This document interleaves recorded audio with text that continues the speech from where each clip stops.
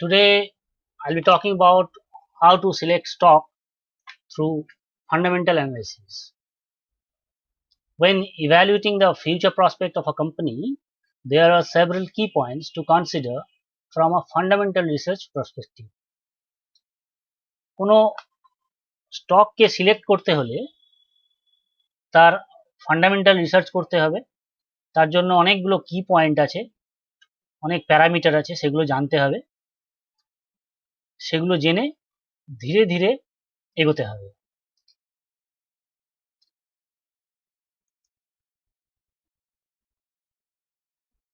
First of all, understand whether the product of the company is obsolete or it is having future.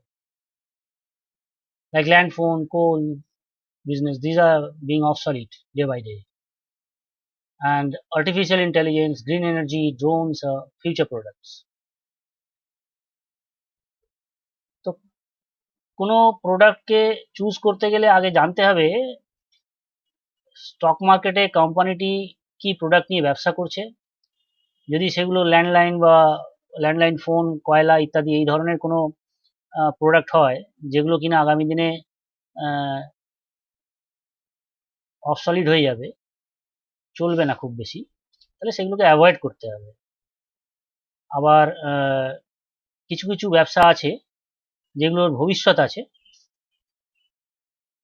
সেই ব্যবসাগুলো যেমন artificial intelligence, green energy, drones, এই ধরনের company, মানে এই ধরনের কাজের সাথে যে কোম্পানিগুলি যুক্ত বা এই ধরনের প্রোডাক্টের সঙ্গে যে কোম্পানিগুলি যুক্ত, সেগুলোকে নিয়ে আমাদের চিন্তা ভাবনা করতে হবে। তবে প্রথমেই বলে রাখি, এটা কোনো স্টক রেকমেন্ডেশন নয়। আপনি নিজে ভালোভাবে স্টকগুলো সম্পর্কে রিসার্চ করে তবেই ধীরে ধীরে ইনভেস্টমেন্ট করার কথা ভাববেন। আর আমি কোনো সেবি রেজিস্টার্ড অ্যাডভাইজার নই, ফলে আমি কোনো স্টক বাই বা সেল রেকমেন্ডেশন করছি না। প্রথমেই বলবো এআই বা আর্টিফিশিয়াল ইন্টেলিজেন্সের কথা। এআই কি? যদি বাংলায় বলি তাহলে এআই হচ্ছে কৃত্রিম বুদ্ধিমত্তা। Artificial intelligence is the simulation of human intelligence processes by machines, specially computer system. অর্থাৎ মানুষ দ্বারা তৈরি, মানুষের বুদ্ধিমত্তার দ্বারা তৈরি কিছু সিস্টেম, বেসিক্যালি কম্পিউটার সিস্টেম, যেটা প্রায় মানুষের মতো চিন্তা ভাবনা করতে পারে এবং কাজ করতে পারে। এক কথায় অ্যাডভান্স টেকনোলজি দ্বারা তৈরি কম্পিউটার সিস্টেম বা রোবট সিস্টেম, যা মানব মস্তিষ্কের মতো কাজ করে।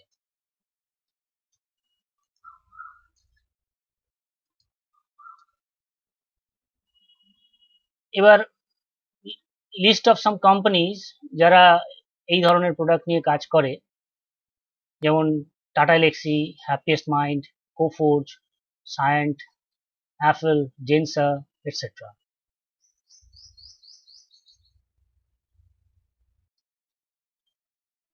এই কোম্পানিগুলো আর্টিফিশিয়াল ইন্টেলিজেন্স নিয়ে কাজ করে।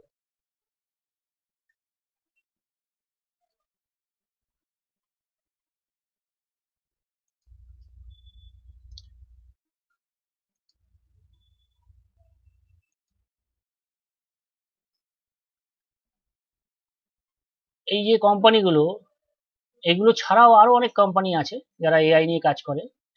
সব কোম্পানির নাম তো এখানে দেওয়া সম্ভব নয়, ফলে আপনাকে নিজে রিসার্চ করে বার করতে হবে।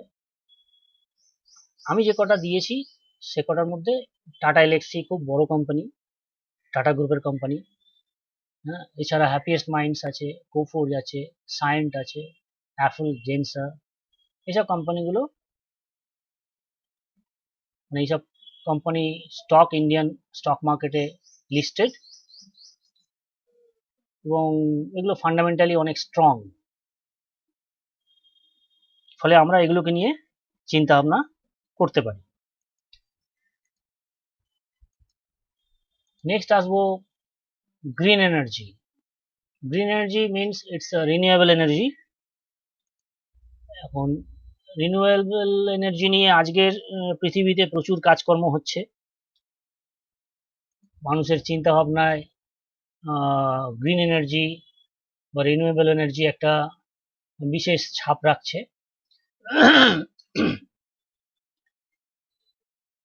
তো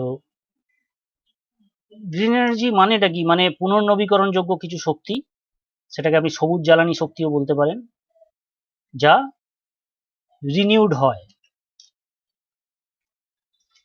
এগুলো জেনারেলি প্রাকৃতিক উৎস থেকে পাওয়া যায়, যেমন সূর্যালোক, বাতাস, বৃষ্টি, ভূগর্ভস্থ তাপ, সমুদ্রের স্রোত।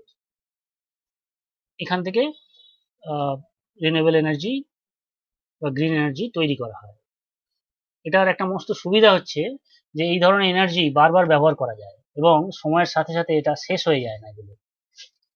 এছাড়া এগুলি প্রকৃতিতে ক্ষতিকর পদার্থ নির্গমন করে না বা জলবায়ুর ওপর বিরূপ প্রভাব ফেলে না, যার ফলে আজকের ডেটে ইন্টারন্যাশনালি বড় বড় কোম্পানি এই ধরনের এনার্জি নিয়ে কাজ করছে। এই ধরনের রিনিউয়েবল এনার্জির পক্ষে সওয়াল করছেন বহু বিশেষজ্ঞ পৃথিবীকে সংকটমুক্ত করার জন্য। এখন যে কোম্পানিগুলো এই ধরনের কাজের সাথে যুক্ত এবং ইন্ডিয়ান স্টক মার্কেটে লিস্টেড, সেরকম কিছু নাম আমি বলছি, যেমন আছে আদানি গ্রিন, বোরোসিল, এটসেট্রা, আরও অনেক আছে।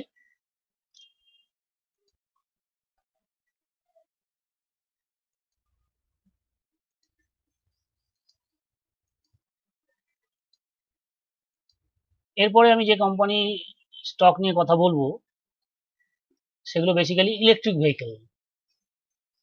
এটা নিয়ে বিশেষ কিছু বলার নেই, আপনারা জানেন যে আজকের দিনে ইলেকট্রিক ভেহিকেল একটা নিজস্ব জায়গা তৈরি করছে, বিদ্যুৎ শক্তি দ্বারা চালিত গাড়ি।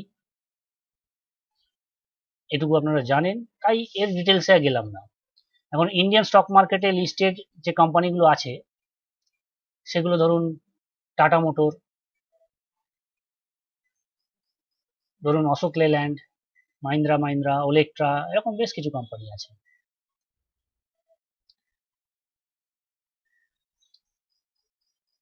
এরপরে যেটায় আসবো সেটা হচ্ছে ড্রোন কোম্পানি, অর্থাৎ ড্রোন নিয়ে কাজকর্ম করছে।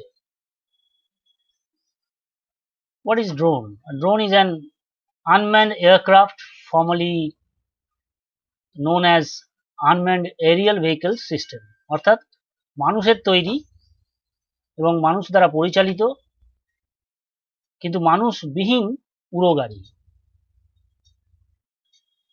জানি না কতটা ঠিকঠাক বর্ণনা করতে পারলাম, তবে ড্রোনের ব্যবহারিক উপযোগিতা অনেক।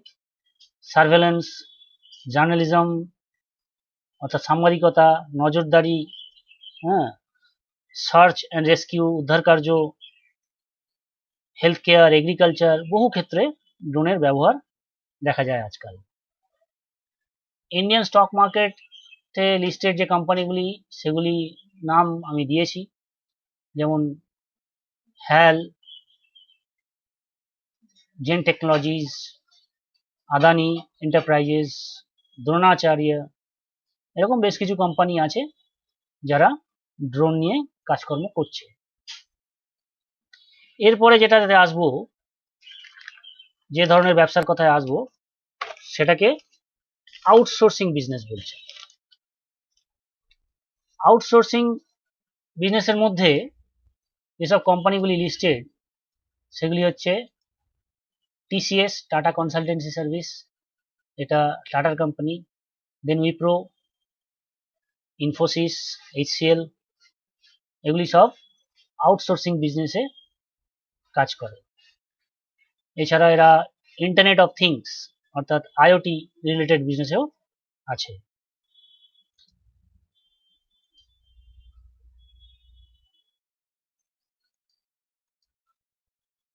নেক্সট যে সেক্টরটা নিয়ে কথা বলবো সেটা হচ্ছে FMCG sector, fast moving consumer goods sector.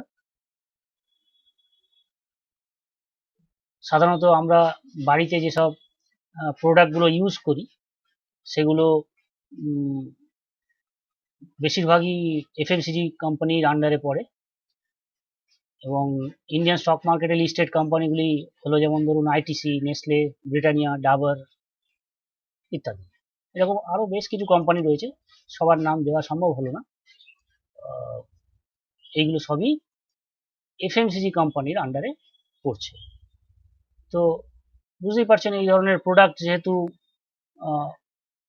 আজকেও চলছে এবং গতকাল চলেছিল এবং আগামী দিনও চলবে, তাহলে এফএমসিজি সেক্টরটাকেও আমরা চিন্তা ভাবনার মধ্যে রাখতে পারি।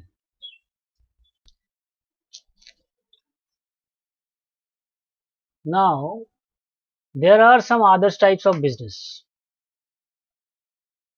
মানে যে বিজনেসগুলোর কথা আমি এতক্ষণ ধরে বললাম, সেগুলো ছাড়াও আরো প্রচুর ধরনের বিজনেস আছে এবং সেই সংক্রান্ত প্রচুর কোম্পানি ইন্ডিয়ান স্টক মার্কেটে লিস্টেডও আছে। আমি সেই সেক্টরগুলোকে নিয়ে কথা বলছি। সেই সেক্টরের যে কোম্পানিগুলো লিস্টেড আছে, আপনারা কমেন্ট বক্সে সেগুলো লিখে জানাতে পারেন, কারণ প্রধান প্রধান কিছু সেক্টর নিয়ে তো আমি আলোচনা করলাম, তার সেই সব সেক্টরের যে কোম্পানিগুলো স্টক মার্কেটে লিস্টেড তাদের নিয়েও আলোচনা করলাম। এবার আমি খালি সেক্টরগুলোকে নিয়ে আলোচনা করবো, মানে সেক্টরগুলো নিয়ে আলোচনা না, সেক্টরের নামগুলো বলে দেবো। আপনারা এই রিলেটেড যে কোম্পানিগুলো স্টক মার্কেটে লিস্টেড তাদের নাম আপনি কমেন্ট বক্সে দিতে পারেন, বা পরবর্তীকালে আমাকে যদি কমেন্ট করে বলেন যে এই ইন্ডাস্ট্রির কোন কোন কোম্পানি স্টক মার্কেটে লিস্টেড সেগুলো জানাতে, তাহলে আমি আরেকটা অন্য ভিডিও বানানোর চেষ্টা করব।